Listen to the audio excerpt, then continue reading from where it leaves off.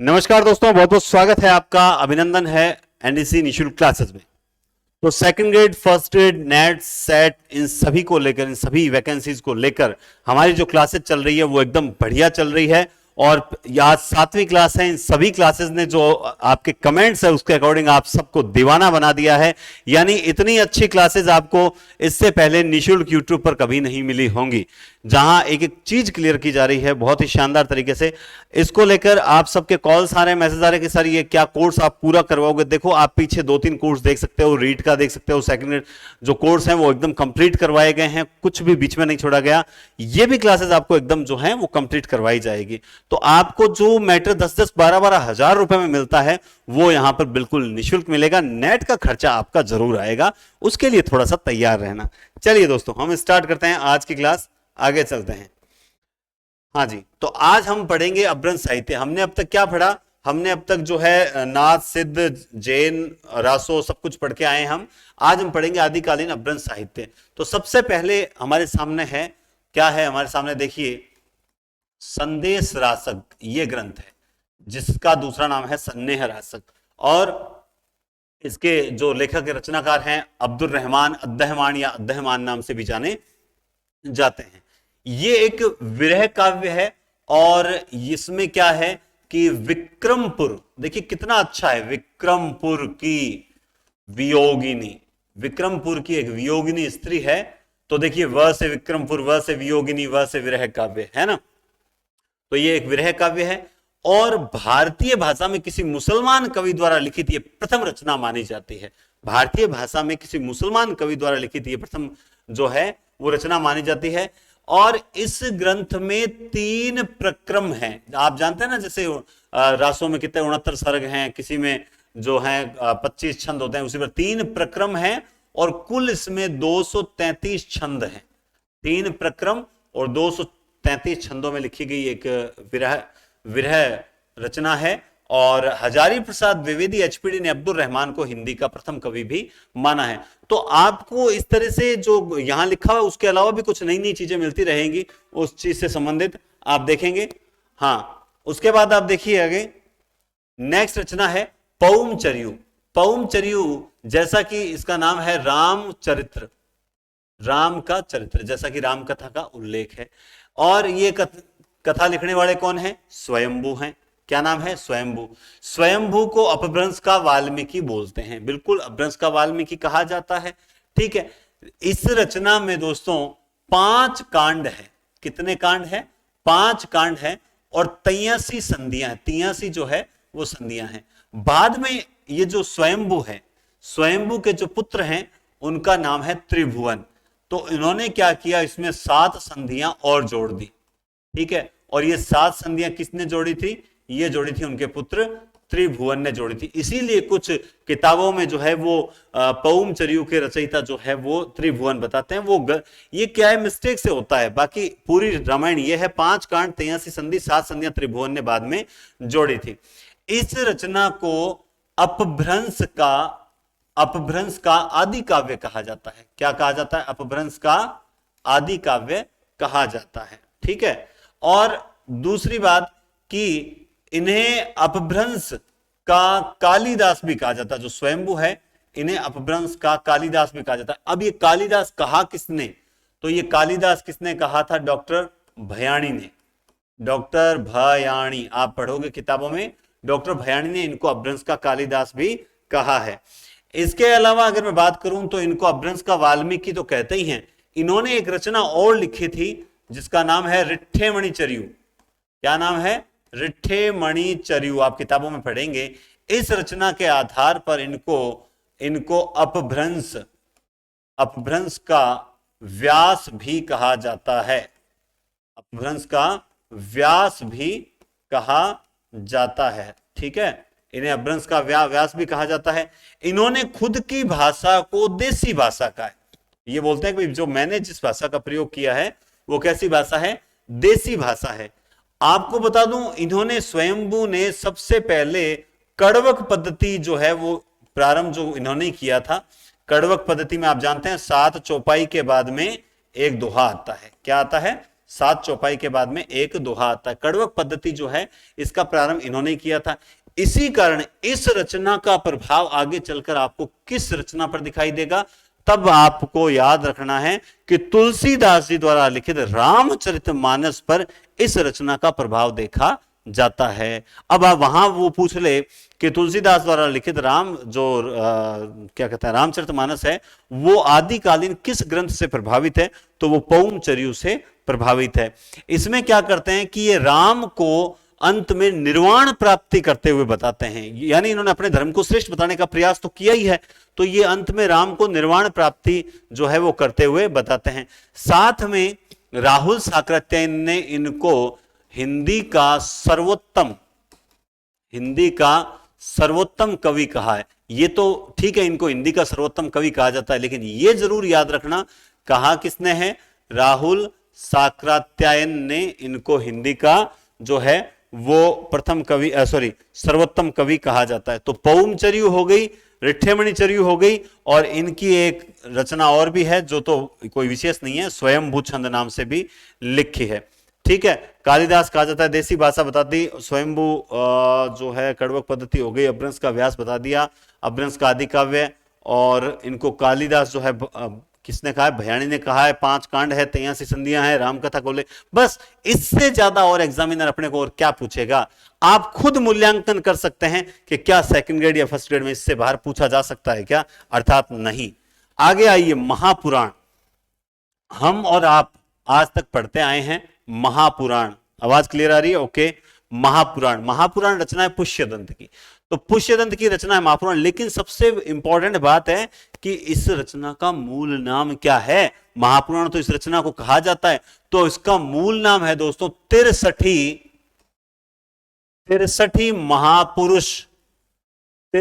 महापुरुष गुणालंकार। क्या नाम है इसका? गुणा। ये इस रचना का मूल नाम है, 63 महापुरुष गुणालंकार। क्यों है ये नाम? क्योंकि इसमें 63 महापुरुषों का वर्णन है, इसमें 63 महापुरुषों का वर्णन है। ठीक है, इन्हें अब ये जो रचना, ये लाइन है ना, ये यहां पर ऑथेंटिक किताब में नहीं है, इसलिए मैं इसको यहां काटता हूं। ठीक है, किसी ऑथेंटिक किताब में नहीं, क्योंकि रिठ्ठेमणिचर्यु के आधार पर उन्हें व्यास जी कहा जाता है।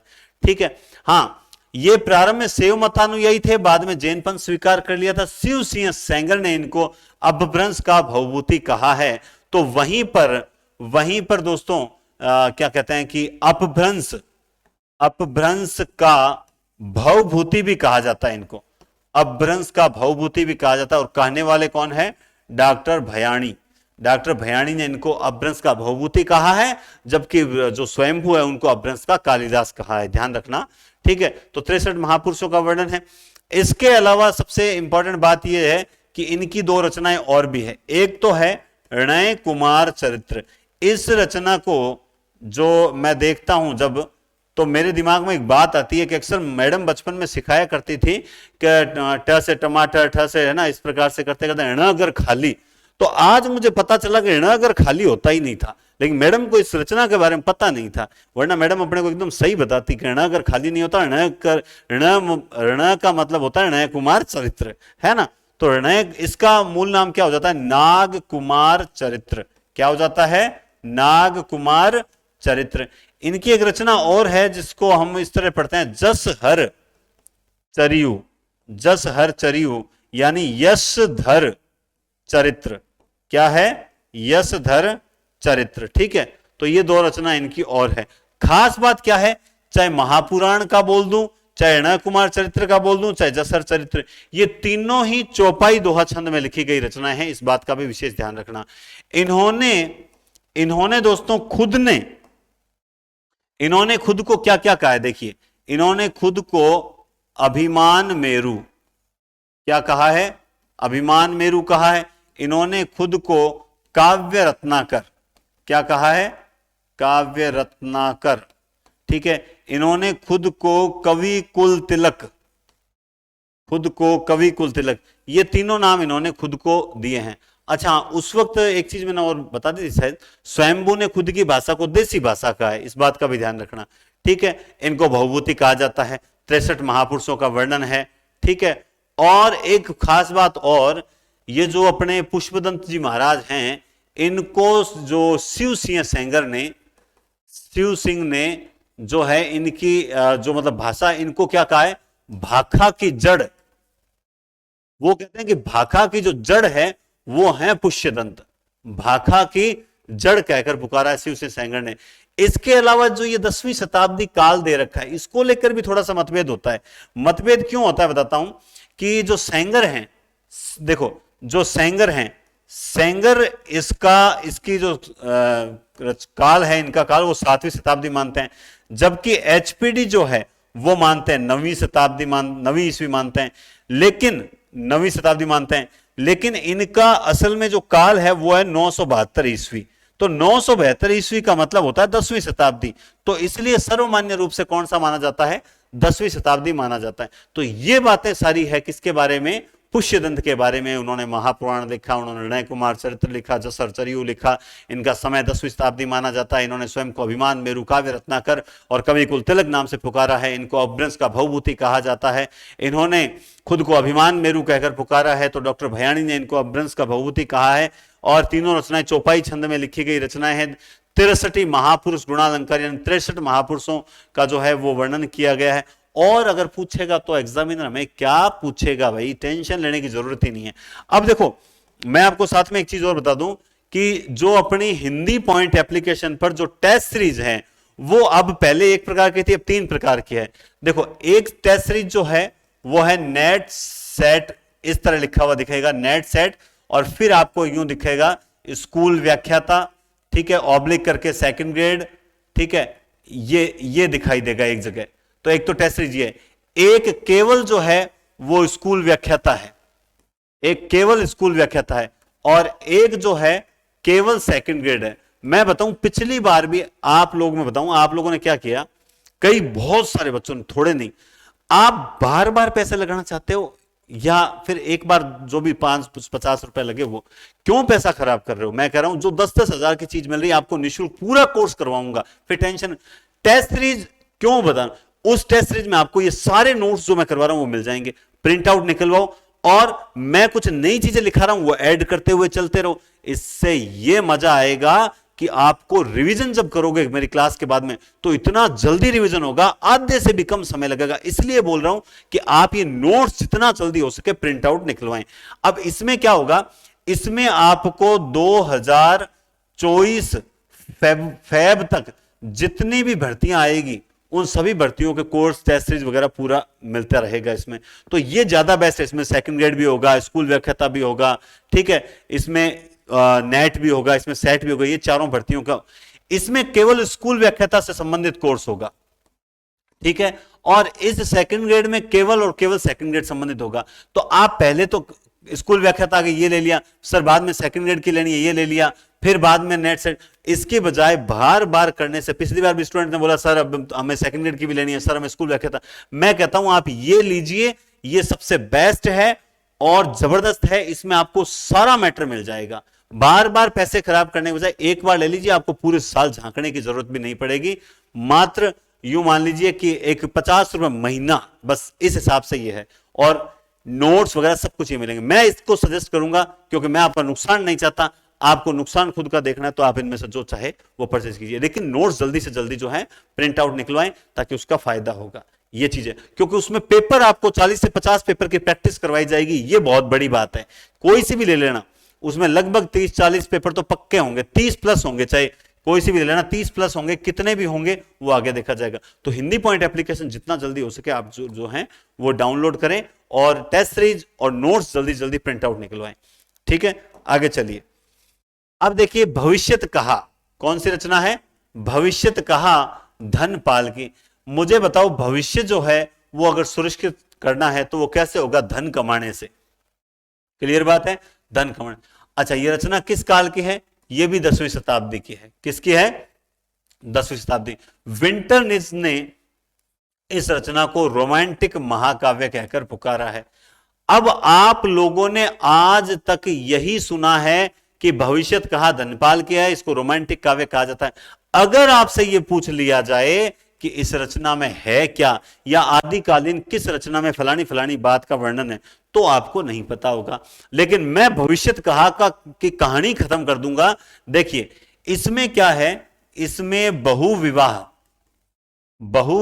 के दुष्परिणाम, इसमें बहुविवाह के दुष्परिणाम और साथ में जो साध्वी स्त्री होती है, साध्वी तथा कुटिल स्त्री, साध्वी तथा कुटिल स्त्री के बीच के अंतर बताया गया है कि साध्वी कितनी श्रेष्ठ होती है और कुटिल स्त्री जो है वो पतन की ओर ले जाती है। तो साध्वी और कुटिल स्त्री के बीच का अंतर बताते हुए इन्होंने बहुविवाह के दुष्परिणाम बताए। वो किस रचना में, भविष्यत का, मैं गारंटेड बोल रहा हूं, ये बात अगर आ जाए तो हम कभी भविष्यत कहा नहीं करेंगे, क्योंकि हमारे दिमाग में इसकी साइको ही अलग बनी हुई है। तो ऐसी चीजें आप जब नोट्स में ऐड कर लोगे तो बहुत आनंद आएगा। आगे चलिए, परमात्मा प्रकाश जोइंदू की है और योगसार भी जो है वो जोइंदू की है। और आप जानते हैं कि यह योगसार जो रचना है, इसी रचना से दोहा काव्य का प्रारंभ माना जाता है। परमात्मा का प्रकाश, परमात्मा को जोड़ना नहीं पड़ता, वो यही मिल जाता है। परमात्मा कहां में कैसे मिलेगा? परमात्मा हमें मिलेगा योग करने से। परमात्मा कैसे मिलेगा? परमात्मा हमें योग करने से मिलेगा, जोड़ने से नहीं मिलेगा। तो परमात्मा प्रकाश, योग प्रकाश जो है, योगसार जो है वो जोइंदू की रचना है। ठीक है, आगे चलते हैं। प्राकृत पैंगलम, प्राकृत पैंगलम जो रचना है, आप जानते हैं कि यह रचना संकलित रचना है। कैसी रचना है ये संकलित रचना है और इसके संकलनकर्ता जो है वो लक्ष्मीधर है। कौन है इसके संकलनकर्ता? लक्ष्मीधर है। ये छंद शास्त्र से संबंधित ग्रंथ है। अब ये बात भी हम इग्नोर कर देते हैं। अगर हमसे पूछ लिया जाए छंद शास्त्र से संबंधित ग्रंथ कौन सा, मैं गारंटेड बोल रहा हूं प्राकृत पैंगलम की ओर हमारा ध्यान ही नहीं जाता। क्यों नहीं जाता है? क्योंकि हम लोग क्या सोचते हैं कि नहीं बात तो संकलित रचना है, तो जज्जर, बब्बलर, सारंगधर, बानर का पदा, तो वो चीज नहीं होती। आप एक एक चीज को बढ़िया तरीके से पढ़ो। पाहुड़ दोहा, पहाड़े नहीं आते थे, राम सिंह को पहाड़े नहीं आते थे, राम सिंह तो डाकू था, राम सिंह को पहाड़े आते ही नहीं थे, इसलिए पाहुड़ दोहा किसने लिखी? राम सिंह। लेकिन राम सिंह पहाड़े दोहों में सुनाता था। ये भी ट्रिक जैसे चाहो वैसे सेट कर लो। पाहुड़, कीर्ति लता विद्यापति और कीर्ति पताका विद्यापति। आपको इतना तो पता है सबको, लेकिन इसके अंदर क्या है वो मैं बताता हूं। चलिए, कीर्ति लता, इसको आपको पता है कहानी कहा जाता है, यानी कीर्ति लता को कहानी नाम से संबोधित किया जाता है। यानी इनमें से किस रचना को कहानी कहा जाता है? तो वो है कीर्ति लता। जबकि कीर्ति पताका जो है वो अप्राप्य है, यानी अभी तक प्राप्त नहीं हुई है। कीर्ति लता कहानी है। ठीक है, ये कीर्ति पताका जो है वो प्रशस्ति काव्य है। क्या है? प्रशस्ति काव्य। ठीक है, जबकि ये कीर्ति लता क्या है? चरित्र काव्य है, ये ऐतिहासिक चरित्र काव्य है। ठीक है, इसके अलावा इस कीर्ति लता को ही जो है भृंग, ये जो कहानी है ना, ये भृंग भृंगी संवाद के रूप में है। ये भृंग भृंगी संवाद के रूप में है। समझ गए? कहानी किसको कहा जाता है? लता। इसको मैं याद करने का तरीका एग्जाम में भूल सकते हो। देखो, प प्रशस्ति प पताका, प प्रशस्ति प पताका। और कहानी कोई लड़की सुन सकती है क्या? पताका यानी ध्वजा थोड़ी सुन सकती है। यानी लता नाम की लड़की थी, वो कहानी सुना करती थी। तो कीर्ति लता कहानी भृंग भृंगी संवाद के रूप में ये कहानी है। और इस कीर्ति लता, अच्छा कीर्ति लता, हाँ ठीक है, भृंग भृंगी संवाद के रूप में है। और इसमें है क्या? इसमें जौनपुर नगर का यथार्थ वर्णन है। ये चीज मैं जो बता रहा हूं ये नेट सेट में उपयोगी है। यथार्थ वर्णन किया गया, जौनपुर नगर का वर्णन है। जैसे अभी संदेश रासक में विक्रमपुर नगर का वर्णन है, इसमें जौनपुर नगर का यथार्थ वर्णन है। इसे कहानी कहा जाता है। इसे भृंग भृंगी संवाद के रूप में कहानी है। ये ऐतिहासिक चरित्र काव्य है। ठीक है, इसके अलावा आप ये भी जानते होंगे, शायद क्या जानते होंगे कीर्तिलता के बारे में? कीर्तिलता के बारे में और तो क्या जानते हैं? बस ऐतिहासिक चरित्र काव्य है, और कोई विशेष बात मुझे नजर नहीं आई जो ऐसी आपको बतानी चाहिए। हाँ, वो इसकी भाषा, ठीक है, मैथिली, ये अवहट, कीर्तिलता में इन्होंने अपनी भाषा को अवहट कहकर पुकारा है। ठीक है, तो ये 3-4 चीजें आप ध्यान रखना। भाई कीर्ति पताका और कीर्तिलता में अक्सर कंफ्यूज होते हैं। पताका प्रशस्ति काव्य अप्राप्य है, इसके अलावा कुछ नहीं है। ये ऐतिहासिक चरित्र काव्य है, कहानी है, भृंग भृंगी संवाद के रूप में है। इसमें जौनपुर नगर का यथार्थ वर्णन है। ठीक है, ये लो साहब क्लियर हो गई। आइए अब पढ़ते हैं आदिकालीन लौकिक काव्य। आज तक ये नोट्स मेरे पिछले 6 साल पुराने नोट्स हैं। आज तक ढोला मारू और दोहा में से जब भी प्रश्न पूछा है इन 5-7 पॉइंट के अलावा कभी प्रश्न नहीं आया देखा मैंने, ठीक है। कोई एक आध चीज जो है वो मैं बता देता हूं अक्सर। तो इसके कवि कल्लोल या इसके संकलन करता कुशल लाभ, यानी इसका कवि तो है कल्लोल, आप दोनों नाम साथ में पढ़ोगे, कवि कल्लोल कुशल लाभ। तो कल्लोल इसके कवि माने जाते हैं, कुशल लाभ ने बाद में इसमें कुछ जो है छंद और ऐड कर दिए थे और बाद में कहते हैं कि उसको संकलित करता जो है वो है कुशल लाभ। 1561 ईस्वी की रचना मानी जाती है, 1561। ये क्या है, ये श्रृंगार रस में एक विरह काव्य। ढोला मारू आपको पता ही है श्रृंगार रस है, वियोग श्रृंगार है, ठीक है। इसके अलावा जो है इसका नायक ढोला है, नायिका का नाम मारू या मारवणी या मरवणी है, ध्यान रखना। ये नायिका का नाम विशेष ध्यान रखना। सहनायिका जो है वो मालवणी है, ठीक है, मालवा। तो ध्यान रखना जो मालवा, मालवा की मालवणी है और जो ये है मरवण, ढोला और मरवण, इस बात का विशेष ध्यान रखना, ढोला और मरवण, ठीक है। और सहनायिका हो गई। प्रेम गाथात्मक काव्य, प्रेम गाथात्मक काव्य बिल्कुल है क्या इसमें, इसमें है प्रेम गाथा है, एकदम एग्जैक्ट ध्यान रखना है। इसमें है क्या, इसमें एकदम प्रेम गाथा का वर्णन किया गया है, ठीक है। और विरह काव्य है, इसको बताने की जरूरत ही नहीं है। देखो कहानी जो है वो भी पता होनी बहुत जरूरी है, क्योंकि मैंने कहा ना इसमें से एक भी प्रश्न बाहर नहीं गया। जैसे अब एक प्रश्न आया था थोड़े दिन पहले, वो प्रश्न क्या था कि इनकी जो एज है वो क्या थी। तो इसमें एज क्या है आप बताओ। देखें 3 साल किसकी एज थी, ये 3 साल लिख दिया, बताओ। मेरा भी जवाब नहीं है, मैं आप ढोला कम थोड़ी हूं, है कि नहीं। चलिए हाँ, तो देखिए ढोला जो है उसकी एज थी 3 साल और जो मारू है उसकी एज थी कितनी थी, 1.5 साल, ये एज थी। अब ये चीज क्या है, अब आपको इसमें से क्या क्या प्रश्न आ सकते हैं। जैसे सबसे बड़ी ये जो ढोला है इसका मूल नाम क्या था, इसका मूल नाम था सालह कुमार। क्या था वो, सहल कंवर वाला नहीं है, ध्यान रखना, सालह कुमार था। अब इसमें था क्या, ये था कहां का, देखो ये जो ढोला था ये नरवर का जो शासक था नल, उसका पुत्र था। तो जो ढोला था वो नरवर के शासक नल का पुत्र था और जो मरवण है वो बीकानेर के पुगल क्षेत्र की राजकुमारी थी। और किसकी, पुगल क्षेत्र के पिंगल, राजा पिंगल की पुत्री थी मरवणी। इनका बाल विवाह हो गया था, कब हो गया था, बचपन में हो गया। अब बाल विवाह तो बचपन में हो गया, बाद रे मया जो है भूल गया टाबर आ दोनों बान काई ठाकी सो बाल विवाह हुआ है और गौणो तो हुयो को नहीं हो क्योंकि छोटा टाबर आ।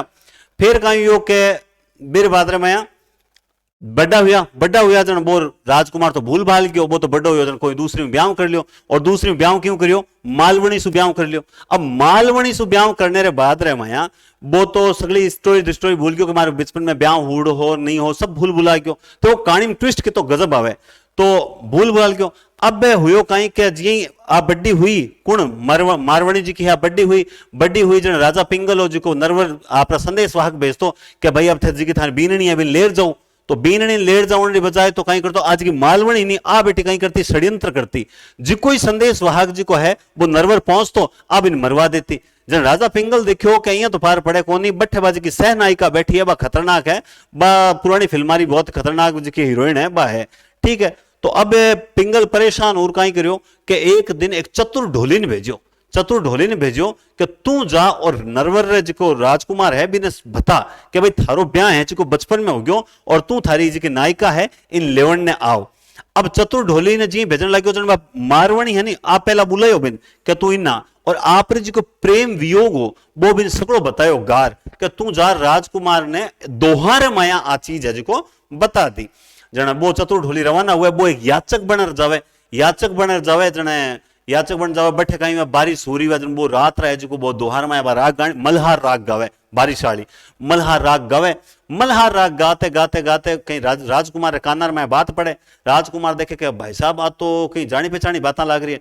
अब जिये ही पूरी बावी नायिका मारवणी जी की विरह गाता बिर काना में पड़े सगड़ो याद आ जाए, सगड़ो याद आवे का सुबह भी ढोली ने बुलार पूछे कि भाई बता कहीं बात है, वो पूरी बतावे, कह रहे तू राजकुमार करे कहीं है, थारी जी की नायिका है बा इतनी सुंदर है, मेरे चेहरे रो प्रकाश जी को है वो सूर्य प्रकाश की तरह है, हाथी जड़ी चाल है, मूंगे जड़ा होठ है, हीरा जड़ा दांत है, तू पूछ ही मत मेरे सौंदर्य बारे में, बात तो इतनी सुंदर है जिके आगे बड़ी बड़ी जी को नायिका है बे सगली जी को है फीकी पड़ जावे, तू बिन छोड़ ई खाने बैठो है, तू बिन ले रहा। अब वो लेवण जावण लगे का मालवणी बिन घड़ी घड़ी रोक देवे, मालवणी के तन जानो को नहीं, अब मालवणी के तन जानो को नहीं, जन वो तो परेशान उड़ो। एक दिन वो कहीं करे कि एक कोई बहुत तेज हवारे समान उड़ने वालो ऊंट हुए भी, ऊंट मत बैठ जो है पुगल आ जावे। अब पुगल तो वो आ जावे, पुगल आवे का भाई राजकुमारी मिलर का बिना आनंद आवे, दोनों जगह मिल जावे, जन बहुत मतलब खुशी अनुभूति हुए।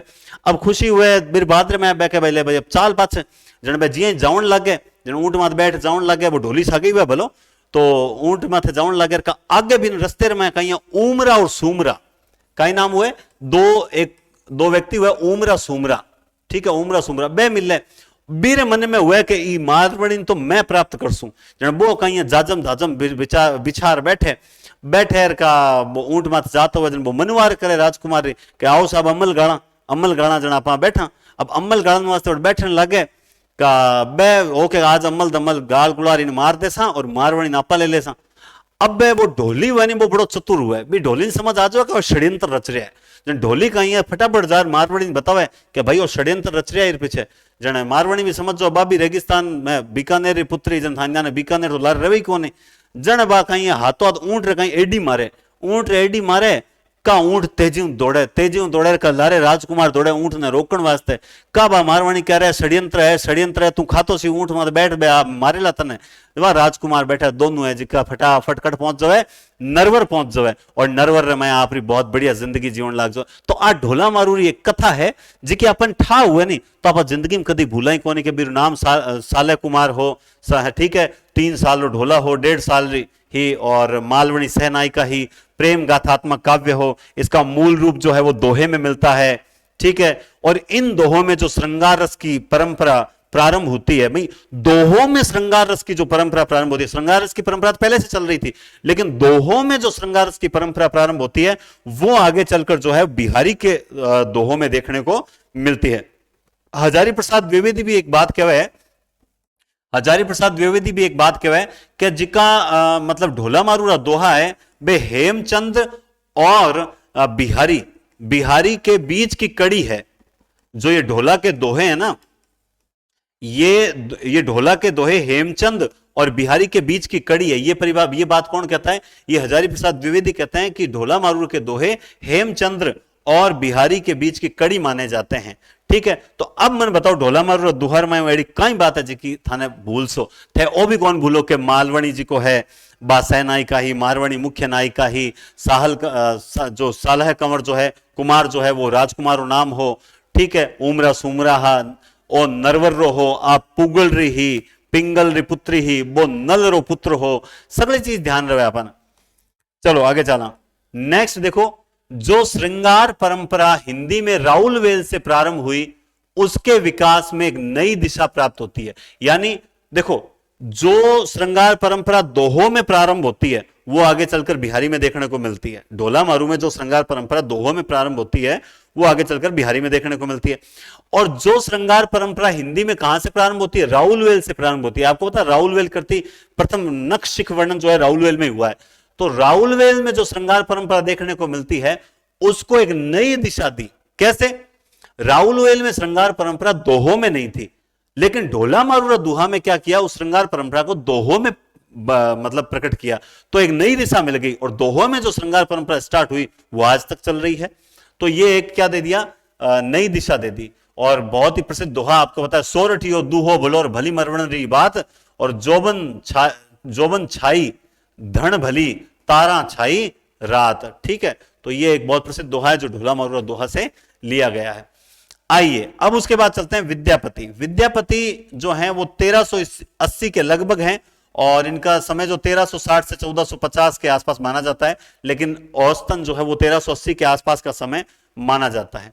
इनके पास कहते हैं 16 उपाधियां थी। कितनी उपाधियां थी इनके पास? 16 उपाधियां थी। इन विद्यापति के गुरु का नाम जो था दोस्तों हरि मिश्र था। क्या नाम था? हरि मिश्र था। 16 उपाधियां थी। इन्होंने जो पदावली लिखी उसकी भाषा कैसी थी? मैथिली भाषा थी, और ये एक श्रृंगार परक रचना है। जो पदावली है वो मैथिली भाषा में है और श्रृंगार परक रचना है। मैथिली भाषा में इनकी एक रचना और भी है, क्या नाम है उसका? गोरक्ष विजय। गोरक्ष विजय, ये रचना भी ध्यान रखना मैथिली में अनुवादित है, अनुदित है, अनुवादित नहीं अनुदित है। और इनकी पदावली जयदेव के गीतों से प्रभावित मानी जाती है। डॉक्टर नगेंद्र एक परिभाषा देते हैं कि विद्यापति के प्रेम वर्णन में न तो मनोवैज्ञानिकता का अभाव है और न ही सामाजिक अस्वस्थता का प्रतीक है ना। मतलब जो इन पे आरोप लगाते हैं कि विद्यापति के प्रेम वर्णन में मनोवैज्ञानिकता नहीं है और सामाजिक अस्वस्थता है, यानी अश्लील वर्णन है, तो उस चीज को नगेंद्र खारिज करते हैं कि न तो विद्यापति के पदों में मनोवैज्ञानिकता का अभाव है और न ही सामाजिक अस्वस्थता का प्रतीक है। यह बहुत ही अच्छी रचना है, यह बात कहते हैं नगेंद्र। ठीक है, इसके अलावा आगे चलते हैं। इनके उपाधियां देखिए, मैथिल कोकिल है, अभिनव जयदेव है। अभिनव, अभिनव का मतलब क्या होता है? नया, तो नया जयदेव। कवि शेखर है, जबकि कवि कुल तिलक कौन है? अभी हम पढ़ के आए हैं, वो हैं पुष्यदंत हैं। कवि कंठहार, कवि कंठहार और सरस कवि, ये सारी जो हैं वो रचनाएं, उपनाम जो हैं वो किसके हैं? विद्यापति के हैं। ये शिव सिंह के दरबारी कवि माने जाते हैं। इंपॉर्टेंट क्या है कि हिंदी में सबसे पहले कृष्ण को काव्य का विषय बनाने का श्रेय जो है वो विद्यापति को जाता है। सबसे पहले कृष्ण को कविताओं का विषय बनाने का श्रेय किसको जाता है? विद्यापति को जाता है। उसके बाद रामचंद्र शुक्ल एक बात कहते हैं कि जो लोग विद्यापति को भक्त कवि मानते हैं उनके बारे, उन पर कटाक्ष करते हुए कहते हैं कि आध्यात्मिकता के, आध्यात्मिक रंग के चश्मे आजकल इतने सस्ते हो गए हैं कि श्रृंगार परक गीतों में भी उनको आध्यात्मिकता नजर आती है। तो आध्यात्मिक रंग के चश्मे जो हैं आजकल बहुत सस्ते हो गए हैं कि लोग आध्यात्मिकता के चश्मों से श्रृंगारिकता देखते हैं। तो ये परिभाषा बहुत इंपॉर्टेंट है, इसको ध्यान रखना। ये एक पंक्ति है, काली कहल पियहि सांझहि रे जाई भी मई मारू देश, तो है ना, मतलब ये मैथिली भाषा की पंक्ति है। तो पंक्तियां आपको पता है, एक आध पूछी जाती है, तो अगर आप रट सकते हो, काली कहल पियहि सांझहि रे जाई भी मई मारू देश, मारू यानी प्रियतम के देश जाने की बात हो रही है यहां पर। अब एक बहुत इंपॉर्टेंट क्वेश्चन निकलता है विद्यापति से। विद्यापति को श्रृंगारी कवि कौन कौन मानते हैं? विद्यापति को भक्त कवि कौन कौन मानते हैं? विद्यापति को रहस्यवादी कवि कौन कौन मानते हैं? मैं आपको बताता हूं। देखिए, विद्यापति को श्रृंगारी कवि मानने वाले, बहुत अच्छी ट्रिक है। कैसे?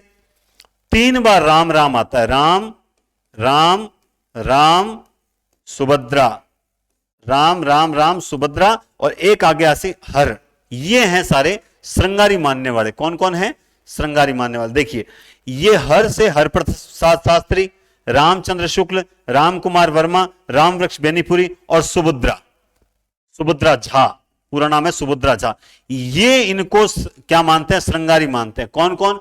हर प्रसाद शास्त्री, 3 बार राम आता है, रामचंद्र शुक्ल, राम कुमार वर्मा, राम वृक्ष बेनीपुरी, ये सारे क्या मानते हैं? ये सारे मानते हैं, वो कहते हैं, वो क्या कहते हैं कि ये श्रृंगारी कवि है। तो एक प्रश्न अगर आता है ना, गारंटेड कर रहा हूं आपके गलत नहीं होगा, दुनिया के गलत हो सकता है, आपके गलत नहीं होगा, ठीक है। और इनको भक्त कवि मानने वाले कौन कौन है? तो देखिए, इनको भक्त कवि एक तो नलिन विलोचन शर्मा मानते हैं, ठीक है। इसके अलावा इनको भक्त कवि मानते हैं एचपीडी हजारी प्रसाद द्विवेदी। इसके अलावा इनको भक्त कवि मानते हैं श्याम सुंदर दास, श्याम सुंदर दास। इसके अलावा इनको जो है भक्त कवि मानते हैं बाबू ब्रजनंदन सहाय, ब्रजनंदन सहाय, ब्रजनंदन सहाय। देखो, आज इस क्लास में सबसे खास बात क्या है कि ये सब चीजें है ना, ये देखो, आपको बढ़िया देने के लिए हमें खुद को पढ़ना पड़ता है। और आज मैंने पूरा जो साहित्य है ना आदिकाल, वो पूरा कंठस्थ किया है। मैं बताऊं, मैं छुट्टी थी होली की, तो इस बीच बैठा मैंने पूरा आदिकाल जो है वो कंठस्थ किया है। इसलिए एक एक चीज जो है वो कंठस्थ है। लोग कहते हैं ना याद नहीं होता, अरे याद सब होता है, तुम याद करना ही नहीं चाहते। तुम एक बार मन से पढ़ने, देखो समर्पण तो मांगता है, कोई भी चीज समर्पण मांगता है, समर्पण के बिना नहीं होता। बढ़िया रटना नहीं है, रट्टा मैं मारता ही नहीं हूं कभी भी। मतलब एक एक चीज, मतलब लिंक सेट कर रखा है कि हाँ श्रृंगारी कवि कौन मानता है, भक्त कवि कौन मानता है। तो उनको देखो, अभी मुझे कैसे याद है, नलिन विलोचन, एचपीडी, श्याम, क्योंकि ये 2 बचते हैं टॉप, तो ये 2 याद है। ये कोई खास नहीं है, बाबू ब्रजनंदन साय, नलिन विलोचन खास नहीं है, तो याद है। अब मुझे रहस्यवादी, जो इसमें नोट्स में नहीं है, मैं बताता हूं। एक प्रश्न आता है कि विद्यापति को सर्वप्रथम रहस्यवादी कवि किसने माना था? तो याद रखना, सबसे पहले ग्रियर्सन ने विद्यापति को रहस्यवादी माना था। आपकी कुछ किताबों के अंदर जो है ग्रियर्सन कहते हैं कि भक्त कवि, आप मैं बता देता हूं, कुछ किताबों में भक्त कवि जो है वो ग्रियर्सन बताएंगे कि भाई ग्रियर्सन ने जो है भक्त कवि मानना है, तो वो गलत है। ग्रियर्सन ने जो है वो रहस्यवादी माना है। हाँ, ऑप्शन में अगर है ही नहीं, श्रृंगारी तो माना ही नहीं है, बाकी रहस्यवादी कवि प्रथम सबसे पहले किसने माना था? ग्रियर्सन ने माना था। तो अब यार इतनी बढ़िया बढ़िया चीजें मैं आपको बता रहा हूं, मतलब मजा आ जाना चाहिए। क्लास लाइक शेयर इतना होना चाहिए आज की क्लास का कि मुझे लगना चाहिए कि वास्तव में आप समर्पित हो। और वरना कई फोन कैसे आता है मैं बताता हूं। हेलो, हाँ बताओ, तो ये वो नरेंद्र दान चारण वाली क्लास है क्या? वो क्या पढ़ा रहा है आजकल? अरे यार बोकन फूट गया भाग। मतलब आप हिंदी के अभ्यर्थी हो और आपकी लैंग्वेज इस तरह से आती है, फोन आते हैं मेरे पास ही आते हैं, और वो झेलता भी मैं हूं। मतलब कम से कम अगर कोई पढ़ा रहा है तो आप नहीं जानते हो तो भी ये तरीका होता है, सोच के देखिए। वो क्या है वो नरेंद्र, अरे यार मतलब ऐसा सोचना है, अरे यार किन पढ़ा हुआ है तू, मतलब मन में क्या आती है फीलिंग वो बता रहा हूं। मन में आती है किन पढ़ा हुआ है तू, आन पढ़ा हुआ है, आन वास्ते तो माथापोड़ी कर रहे हो। लेकिन फिर मुझे कुछ कॉल्स ऐसे याद आते हैं, जैसे आज एक टोंक से कॉल आया था, कांस्टेबल हैं, और एक अपने सूरतगढ़ से शर्मा जी हैं। तो उनका फोन आता है कि सर टाइम भी कम मिलता है, लेकिन ऐसे में आपकी क्लासेस जो है वो वास्तव में बहुत अच्छी लग रही है, और सर थोड़ा कंटिन्यू रखना। तब सोचते हैं नहीं यार उनके लिए पढ़ाते हैं, वो जो स्टूडेंट्स है ना उनके लिए पढ़ाते हैं। मतलब इतना सभ्यता से बात करते हैं, मारवाड़ी में जिसोर हो जो है कि यार एड़ा स्टूडेंट्स वास्ते आप मेहनत कर रहे हैं, आप बहुत बढ़िया काम कर रहे हैं। लेकिन कौन बोला है? नरेंद्र दान चारण वही है तुम करो। अरे साहब आई तो पश्चिमी राजस्थान की खास बात है कि जोधपुर क्यों प्रसिद्ध है पूरे 33 जिलों में? क्योंकि साकारो लगा हुआ है। मतलब यही तो तरीका होता है। आप देखो बोलने का सलीका होता है। एक क्या थर बापरो नाम का ही है, एक क्या आपके पूज्य पिताजी का नाम क्या है। भाव दोनों का सेम ही है, लेकिन पूछने में अंतर होता है। एक तो कहता है साहब भोजन परोसो, ये होता है। एक कहले टुकड़ा खा ले, तो दोनों में अंतर है कौन ही है? तो थोड़ा सा हिंदी के अभ्यर्थी हो, सभ्यता का परिचय दिया करें जब भी कॉल करें। कॉल आपकी सुविधा के लिए है, न कि मुझे तू कर सुनने के लिए। इस बात का थोड़ा विशेष ध्यान रखें। अब बोलो, आपको आप में से कईयों को हंसी आ रही होगी, ये वास्तव में मतलब मैं ऐसे ऐसे झेलता हूं जो मैं ही जानता हूं। आप में से कईयों को हंसी आ रही होगी। चलिए तो देखिए, भट्ट केदार, जयचंद्र प्रकाश जो है ये रचना है भट्ट केदार की है। इस ग्रंथ में कन्नौज के महाराज जयचंद का वर्णन है। और जय मयंक जस चंद्रिका, देखो चांदनी हमेशा मधुर होती है, तो जय इसमें कंफ्यूज भी नहीं होगे आप। तो चंद्रिका मधुर होती है, तो बस चंद्रिका मधुकर कवि की है और जयचंद प्रकाश भट्ट केदार का है। ठीक है, आइए उसके बाद अमीर खुसरो 1255 में एटा पटियाला गांव में, 1255 एटा पटियाला गांव में। ठीक है, मूल नाम अब्दुल हसन या अबुल हसन है। खुसरो की उपाधि इन्होंने, हाँ ये शायद यार ये चीज मुझे देखनी पड़ेगी, इसमें मेरे पहले भी डाउट रहा। ये थोड़ा आप चलिए कमेंट में बताएं, मैं तो अगले में क्लियर कर ही दूंगा। क्या जलालुद्दीन खिलजी है या अलाउद्दीन खिलजी है? इसमें दो उपाधियां हैं यहां पर, मैंने शायद इसमें एक ऐड नहीं किया, मुझे नोट्स थोड़ा चेक करना पड़ेगा। ठीक है, बाद में एक उपाधि दी थी जलालुद्दीन खिलजी ने अमीर खुसरो को, और एक उपाधि दी थी खुसरो की उपाधि, और एक उपाधि और है इनकी, एक दी थी अलाउद्दीन ने, एक दी थी जलालुद्दीन ने। तो चलिए मुझे बताएं, क्या खुसरो की उपाधि अलाउद्दीन खिलजी ने दी थी या जलालुद्दीन खिलजी ने? ये आज का थोड़ा सा आपके लिए समस्यात्मक प्रश्न है, आप कमेंट बॉक्स में बताएं ताकि मैं अगली क्लास में आपको इसका उत्तर दे सकूं। इनको तुर्क अल्लाह और तोताए हिंद यानी हिंदुस्तान की तूती भी कहा जाता है। इनका मानना था कि अगर तुम हिंदुस्तान के इतिहास के बारे में जानना चाहते हो तो मुझसे पूछो, क्योंकि मैं हिंदुस्तान की तूती हूं। और यही अगर आप लोग मेरे साथ रेगुलर जुड़े रहोगे तो मैं वादा करता हूं एक दिन आप लोग ये बात बोलोगे कि अगर तुम साहित्य के बारे में जानना चाहते हो तो साहित्य का मुझसे पूछो, मैं साहित्य की तूती हूं। आप लोगों को इस कदर साहित्य जो है वो रटवाने की हिम्मत रखता हूं। गुरु है निजामुद्दीन औलिया, जिन्होंने 7 राजाओं का काल देखा था। ये बहुत इंपॉर्टेंट चीज है। आइए आगे देखते हैं, इनकी कुछ रचनाएं हैं। खालिक बारी, अक्सर पूछा जाता है कि खालिक बारी में है क्या, तो ये एक शब्दकोश है फारसी हिंदी का, ध्यान रखना पहले फारसी है फिर हिंदी है। ठीक है, इनकी एक रचना है नूह सिपहर, जिसमें भारतीय बोलियों के संबंध में विस्तार से, जो भारत की बोलियां हैं उसको भाषा विज्ञान के संबंध में, तो भाषा विज्ञान से संबंधित ग्रंथ कौन सा है इनका, ये नूह सिपहर। ठीक है, पहेलियां इनकी प्रसिद्धि का कारण है। अमीर खुसरो की पहेलियां बहुत प्रसिद्ध है।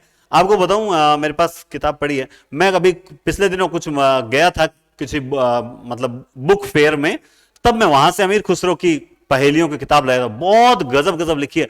हम तो कुछ पढ़ते ही नहीं है किताबों में, ये तो गाइड है, कंपटीशन है यार। इस कंपटीशन से आगे बहुत नॉलेज पड़ा है। सर बाद में ले आओ, बाद में था क्यों ही कौन लीजिए, बाद में मैं ले रहा तो थे ही ले।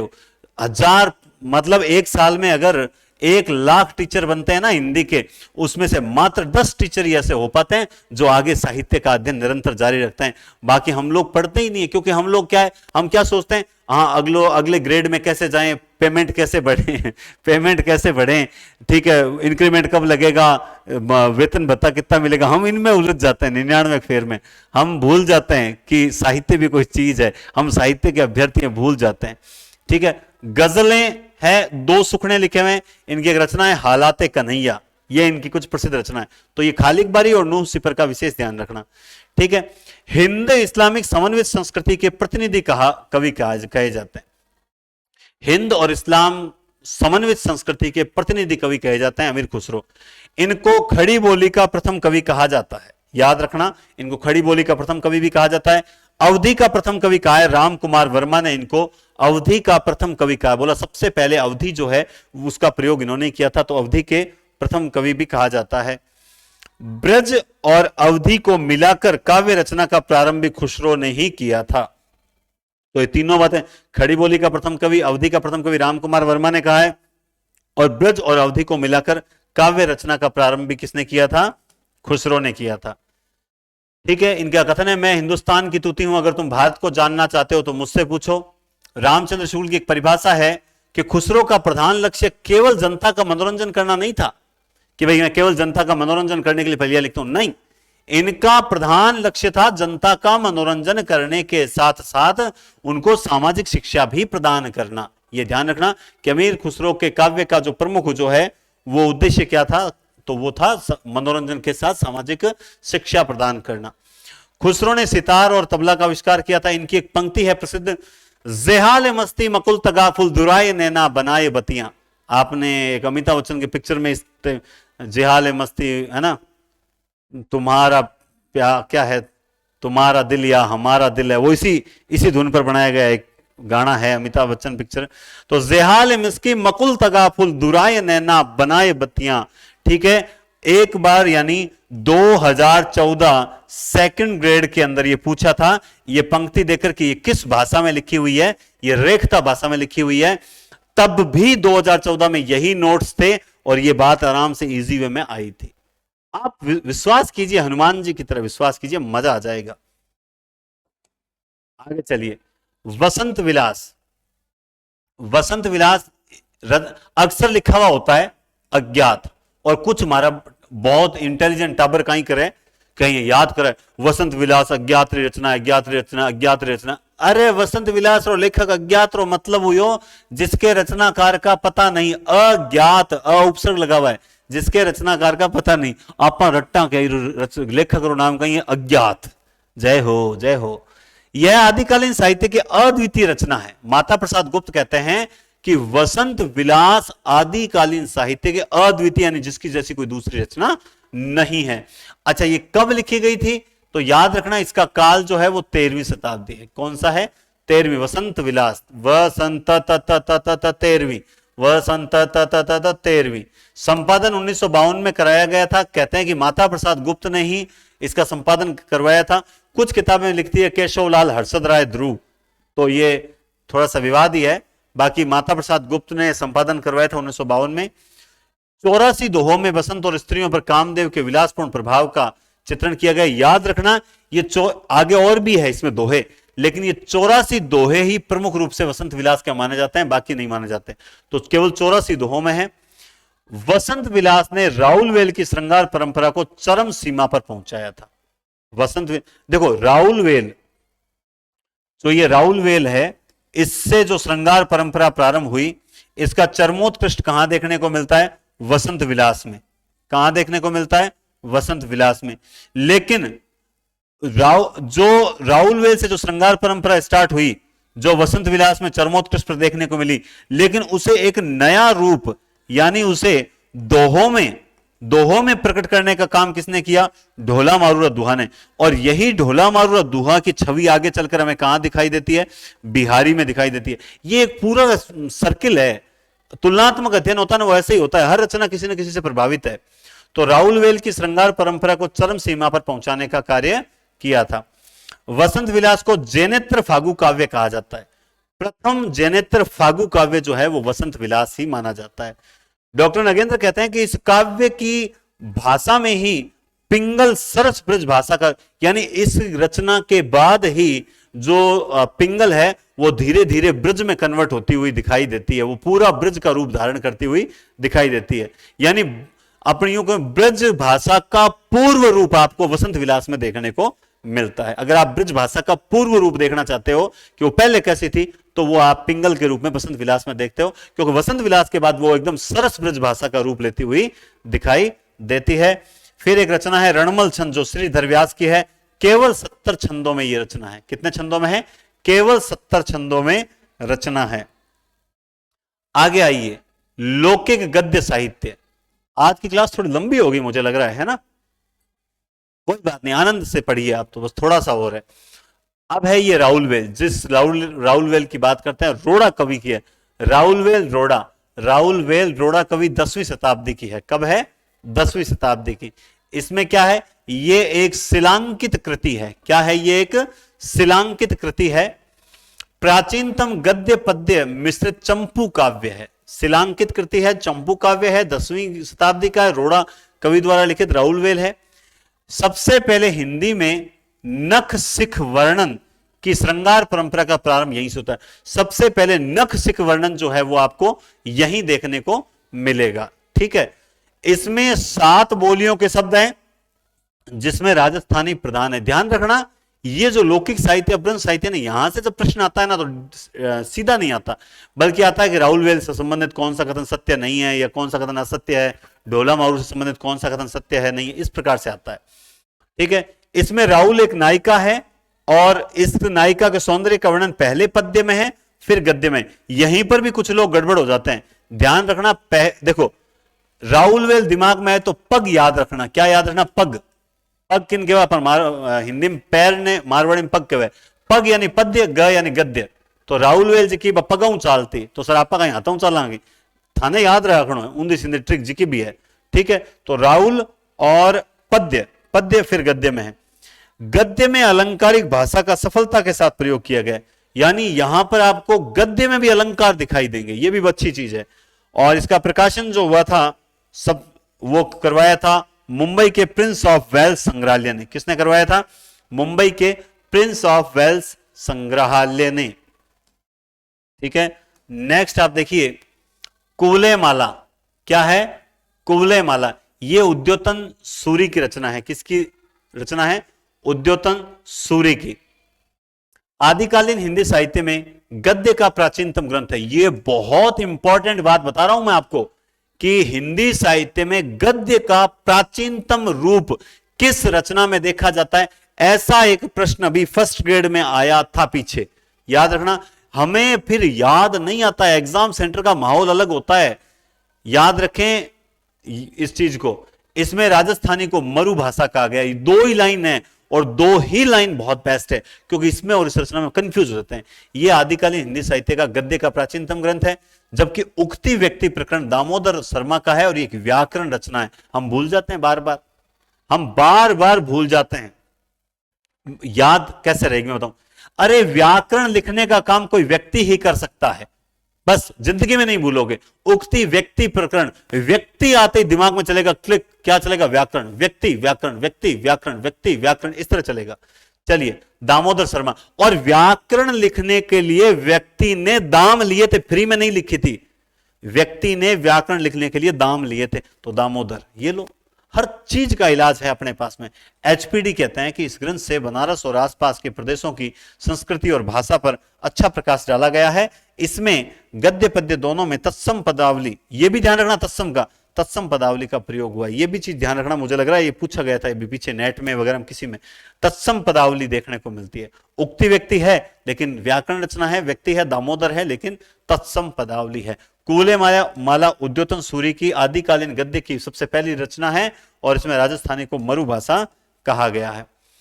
फिर आती है वर्ण रत्नाकर, ज्योतिरीश्वर ठाकुर। वर्ण रत्नाकर, जो करेगा वही वरेगा, ठीक है। देखिए अब और भी तरीका याद है, ये जो रचना है कर कुर, क्या है ये रचना, ये क्या है सर, ये आप क्या पढ़ा रहे हो, कर कुर कर, अरे सब याद रहे। ज्योतिष वर्ण रत्नाकर ठाकुर, वर्ण रत्नाकर ठाकुर, तो वर्ण रत्नाकर ज्योतिरीश्वर ठाकुर। 14वीं सदी एचपीडी के अनुसार कब मानी जाती है कि 14वीं सदी, हजारी प्रसाद द्विवेदी के अनुसार इसका काल जो है वो 14वीं सदी है। मैथिली भाषा के कवि हैं ज्योतिरीश्वर ठाकुर। इस रचना का जो प्रकाशन है सुनीति कुमार व बबुआ मिश्र द्वारा बंगाल सोसाइटी द्वारा एक विषय करवाया गया था, सुनीति कुमार चटर्जी और बबुआ मिश्र द्वारा। एक विशाल शब्दकोश सा प्रतीत होता है, ये व्याकरण नहीं, आप ध्यान रखना इसको, ये व्याकरण ग्रंथ वो है। यहां पे क्या आएगा, मैथिली, सबसे इंपॉर्टेंट बात ये मैथिली भाषा में लिखा गया व्याकरण, मैथिली भाषा में लिखा गया व्याकरण ग्रंथ है। मैथिली भाषा का विश्वकोश कहा जाता है और यह रचना 8 कल्लोलों में, यह भी बहुत इंपॉर्टेंट बात है, अक्सर हम भूल जाते हैं। 14वीं शताब्दी हजारी प्रसाद द्विवेदी के अनुसार मैथिली भाषा के कवि हैं, इसीलिए मैथिली में रचित गद्य पुस्तक। अच्छा, मैथिली में रचित गद्य पुस्तक है, हम भूल जाते हैं, हमें ये तो याद रह जाता है मैथिली भाषा में, लेकिन गद्य पद्य भूल जाते हैं। मैथिली में लिखित गद्य है और मैथिली भाषा का विश्वकोश है, 8 कल्लोल है, याद रखना, इसके अलावा कुछ पूछेगा भी नहीं। नेक्स्ट, शब्दानुशासन या फिर एक और भी आता छंदानुशासन या फिर देसी नाममाला, ये तीनों हेमचंद्र की रचनाएं हैं। किसकी रचनाएं हैं? छंदानुशासन, शब्दानुशासन या देसी नाममाला हेमचंद्र सूरी की रचनाएं हैं। कोई जो विशेष खास बात नहीं है, ठीक है। हेमचंद्र की खास बात क्या है, इन्हें प्राकृत का पाणिनि कहा जाता है। क्या कहा जाता है इनको? इनको कहा जाता है प्राकृत का पाणिनि कहा जाता है, ठीक है। इसके अलावा सुकौशल चरित्र और बलभद्र पुराण, ये रैधु की है, ये भी पेपर में पूछी गई रचना है। अपने नोट्स में से कभी कोई प्रश्न बाहर जाने की संभावना ही नहीं है। लोग कहते होंगे ऐसी, मैं कहता हूं तुम लोग ढंग से पढ़ लो, 100% का 100% जो है वो नोट्स कवर कर देगा। आज पढ़ा रहा हूं, अभी तक तो वैकेंसी भी नहीं आई है, आज ये पूरा कोर्स करवा रहा हूं, आए तो देख लेना, ये रामबाण सिद्ध होगा। पांडव पुराण लिखे थे यश कीर्ति, पांडवों को युद्ध जीतने के बाद यश भी मिला था और कीर्ति भी मिली थी, तो पांडव पुराण जो लिखी थी वो यश कीर्ति ने लिखी थी। और प्राकृत प्रकाश जो है वो वर रुचि, प्राकृत प्रकाश वर रुचि, प्राकृत का पाणिनि हेमचंद्र सूरी। और इसके बाद क्लास जो है वो समाप्त होती है दोस्तों। तो उम्मीद करता हूं आज इस क्लास में आपको आनंद आ गया होगा, और आनंद आना भी चाहिए, क्योंकि मेहनत जो है वो बोलती है बढ़िया तरीके से। अब आप नोट्स जो हैं वो टेस्ट सीरीज जो परचेज कीजिए, ताकि उसमें बहुत जल्द अपन टेस्ट भी स्टार्ट करने वाले हैं, और नोट्स का प्रिंट आउट निकलवाइए, और नोट्स का प्रिंट आउट निकाल के बराबर साथ साथ पढ़िए, ऐड करते रहिए, ताकि रात को क्लास खत्म होने के बाद आराम से, रात को क्या है कि आराम से बैठो और एक बार जो जितना पढ़ाऊं ना उतना रिवीजन कर लो। आप जो 10-10 घंटे पढ़ने की जरूरत नहीं है, जितना मैं पढ़ा रहा हूं ना उतना रिवीजन करते हुए चलो। बाकी अपने फर्स्ट पेपर को समय दो, आने वाले समय में आपको फर्स्ट पेपर भी जो है वो पूरा डिट्टो मैं इसी तरह से करवाऊंगा। सर आप स्कूल व्याख्याता का फर्स्ट पेपर भी करवाओगे? बिल्कुल, आपको बहुत जबरदस्त तरीके से फर्स्ट पेपर भी जो है वो आपको करवाएंगे। लेकिन आप जानते हैं राजस्थान जीके वगैरह में नहीं, मैं आपको अलग तरीके से करवाऊंगा, हिंदी के तरीके से नहीं। कि सर आप कैसे करवाओगे, समझ नहीं आ रहा हमारे कुछ, ऐसे करवाएंगे ऑब्जेक्टिव। जैसे अभी ग्रेड 3 रीट में ऑब्जेक्टिव सीरीज चलाई थी ना, वैसे 75 क्वेश्चन के जो है पेपर्स करवाएंगे, जिससे आपको मैं बहुत गजब तरीके से प्रैक्टिस करवा दूंगा। और इस बार की जो प्रैक्टिस होगी वो काफी लंबी चलाएंगे अपन, ताकि क्या है कि कुछ प्रश्न बचे ही नहीं, ये चीज है। बाकी थ्योरी जो है वो नहीं करवाएंगे, थ्योरी करवाते अपने पास लोड ज्यादा आ जाएगा। समझ गए बात? तो हिंदी पॉइंट एप्लीकेशन आप डाउनलोड कीजिए, और इस हिंदी पॉइंट को डाउनलोड करने के बाद में जो है आप टेस्ट सीरीज परचेज कीजिए। बहुत ही जबरदस्त टेस्ट स्टार्ट करेंगे, साथ साथ में मूल्यांकन भी होता रहेगा। बहुत बहुत धन्यवाद। जय हिंद, वंदे मातरम।